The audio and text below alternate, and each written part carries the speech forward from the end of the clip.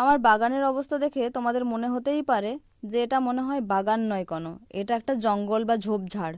সত্যিই আমার বাগানটা ঝোপঝাড়ে পরিণত হয়ে গেছে। এত আগাছা বেরিয়েছে যে ধারণার বাইরে।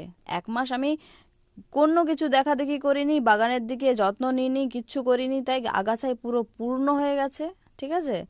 আর এই আগাছা পরিষ্কার করার জন্য আজকে আমি গ্লাভস ব্যবহার করছি, কারণ বৃষ্টি অতিরিক্ত হয়েছে, তার ফলে অতিরিক্ত পোকা হয়ে গেছে এখানে ওখানে। আর সবচেয়ে বেশি আমার যেটা ঘিন লাগে সেটা হচ্ছে কেন্ন।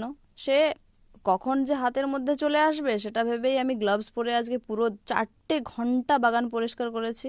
পরিষ্কার করতে গিয়ে আমি আগাছা ফেলেছি এই টুকরিতে করে প্রায় 4 বার। এত আগাছা।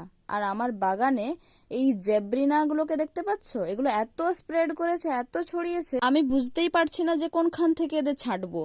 আর এই কলিয়াসের অবস্থাও একই হয়ে দাঁড়িয়েছে। আজকে তাহলে আসি, দেখা হবে পরের ভিডিওতে। Bye bye.